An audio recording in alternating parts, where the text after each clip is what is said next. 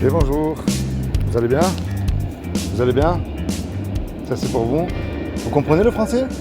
Oui, un peu. Ah, je suis youtubeur, moi. Vous connaissez YouTube? Ouais. YouTube, vous connaissez pas YouTube? Ouais, ouais, Ah, ouais, ben je fais des reportages YouTube et je viens voir des jeunes. Et vous êtes jeunes. ouais, Alors vous allez voir, c'est pas très long. Alors je suis pas en live, hein, parce qu'après je respecte le droit à l'image. Si vous voulez être flouté ou pas, je fais le montage après, vous voyez. Alors moi, je fais des reportages pour dire qu'un jour ou l'autre, vous comme moi, ou n'importe qui dans la rue, on va mourir. Ça c'est sûr. Mais la grande question, pour vous, que se passe-t-il après la mort? Est-ce que ça continue ou est-ce que ça s'arrête? Qu'est-ce que vous croyez, vous, personnellement? je sais pas. Parce qu'un jour ou l'autre, ça va s'arrêter. Ça, qu'on veut y croire ou pas, ça s'arrête. Est-ce que vous êtes croyant? Est-ce que vous croyez en Dieu? Vous êtes quoi, musulman ou chrétien, si c'est pas indiscret? Question. Chrétien comme moi. Qu'est-ce que c'est pour vous, un chrétien?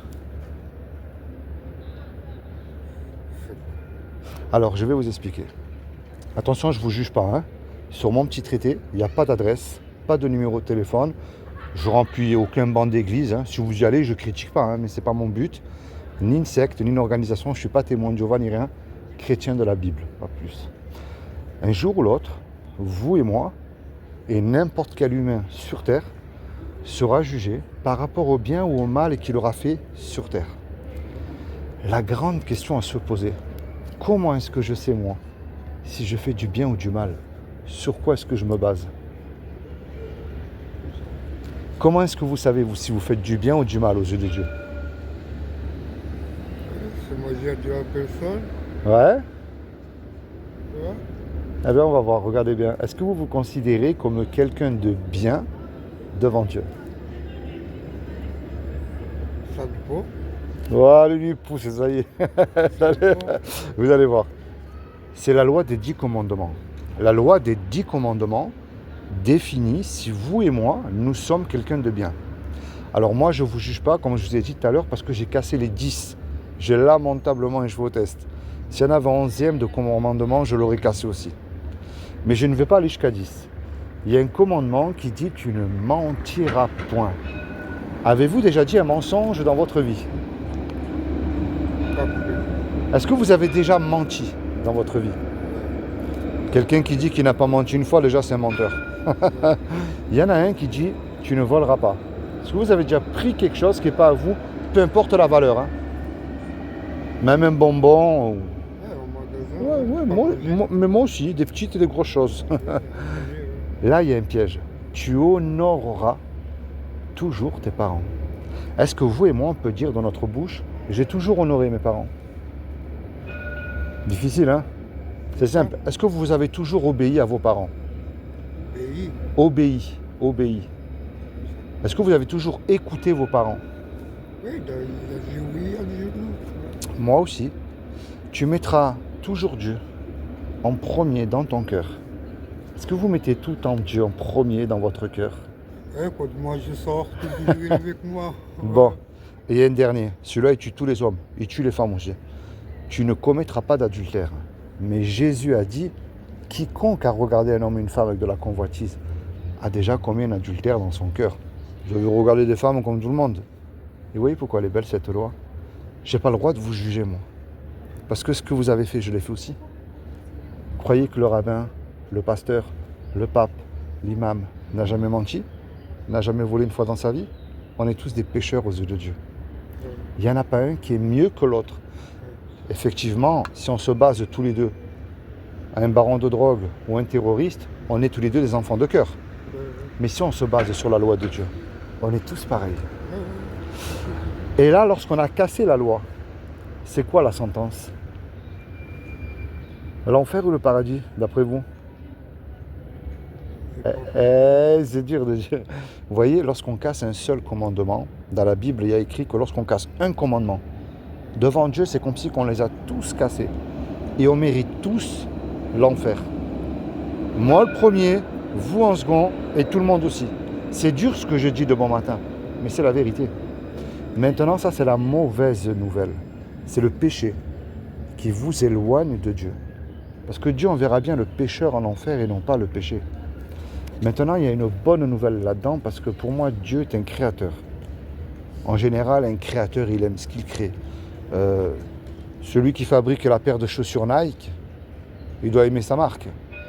Quelqu'un qui fabrique les petits gâteaux, ben, il aime ce qu'il fait aussi. Vous voyez, c'est la même chose avec Dieu.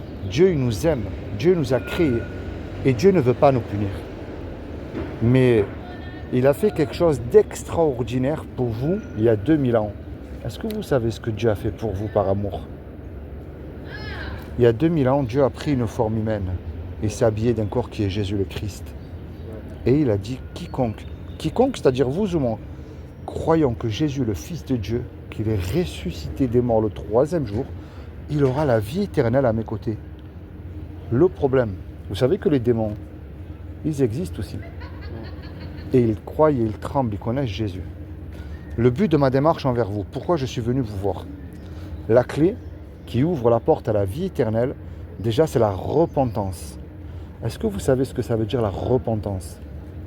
La repentance, c'est-à-dire que vous jetez à la poubelle tout ce que Dieu a en horreur et vous mettez en pratique ce qui plaît à Dieu. Je prends le mensonge. Vous allez dire là, si je mens, mes parents, ma petite copine, mon patron, mes amis, je m'en fous, personne ne va le savoir. Mais dans votre cœur, vous allez vous dire, je ne peux plus faire ça moi. Et il m'accorde le paradis gratuitement. Alors je serais fou de continuer sur la voie qui mène à la perdition, à l'enfer. Je décide de ne plus mentir, de ne plus pécher et de suivre Jésus-Christ. Et vous placez votre foi en Jésus-Christ, lui seul, gros comme un petit grain de moutarde. Et imaginez tous les deux, on vole une voiture, on se fait attraper par la police nous conduit au tribunal, on passe tous les deux devant le juge il dit, tous les deux là, je vais vous laisser une chance. Vous me donnez 10 000 € ou vous partez tous les deux 15 ans en prison. On n'a pas l'argent. Et tous les deux, on ne peut pas revenir en arrière et effacer le mal qu'on a fait, c'est trop tard. Et on ne peut pas dire, monsieur le juge, je vous demande pardon, sur la vie de ma mère, je ne recommencerai plus. Ça ne marche pas ça. Le juge il va dire, vous me donnez l'argent, vous partez en prison, je ne vais rien savoir moi. Et là on se regarde tous les deux dans les yeux, on est perdus. Mais il rentre un homme qu'on ne connaît pas. Dans la salle du tribunal, cet homme il nous regarde, il va voir le juge et il donne l'argent au juge pour que tous les deux on soit libres. Le juge il est satisfait, la caution a été payée, il nous libère. Mais imagine-toi dans le film mon ami, cet homme qui a donné l'argent là, il nous attend tous les deux à la sortie du tribunal et il vient se présenter devant nous. Qu'est-ce que tu vas dire à cet homme qui a donné l'argent pour toi? Je veux dire merci. Bien sûr. Si cet homme-là, parce que cet homme qui il t'a donné l'argent pour toi, il t'a fait du bien. S'il te demande un service, tu vas lui rendre aussi, ce qui est normal. Tu vois cette image-là, c'est ce que Jésus a fait pour toi il y a 2000 ans. Quand Jésus-Christ est mort à la croix, alors bien sûr il est vivant, il est ressuscité le 3e jour, mais quand il est mort à la croix, il a pris tous tes péchés passés, présents, futurs. Et moi, ce que je t'encourage à faire, ne prends pas pour argent comptant ce que je te dis. Cherche, lis la Bible, prie, parle à Dieu. Jésus est vivant. Jésus était Dieu sur terre, il est vivant. Il a vaincu la mort. Il a vaincu même tout ce qui pourrait nuire à ta vie spirituelle. Il a vaincu le péché. C'est pour ça qu'on l'appelle le Sauveur. Alors moi, je t'encourage à placer ta foi en Jésus-Christ et à lire la Bible. Est-ce que tu as une Bible à toi personnelle? J'aime bien, moi. Ouais. Est-ce que tu as la Bible? La Bible? Oui. Non. Ah ben, je vais te donner une Bible en cadeau. Et je veux que tu la lises. Que tu la mettes en pratique dans ta vie. Tu comprends? La Bible, c'est la parole de Dieu. Tu comprends? C'est comment ton prénom? Moi, c'est Philippe. Victor. Victor. Eh ben, Victor, je vais te donner une Bible. C'est cadeau. Tiens.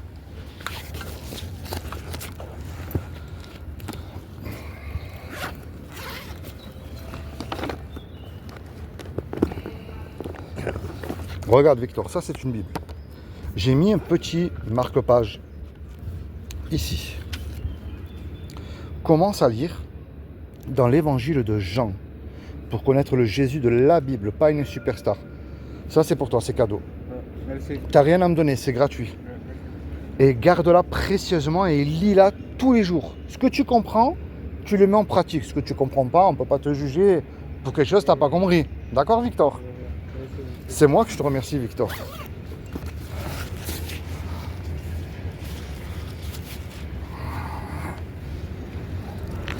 Hop. Victor, sois abondamment béni. Sois béni, toi et toute ta famille. Que Jésus te protège. Que Jésus te fortifie. Mais plus que tout, qu'il t'attire encore plus vers lui, que tu aies la vie éternelle à ses côtés. Merci Victor. Au revoir. Lila, hein. Ciao.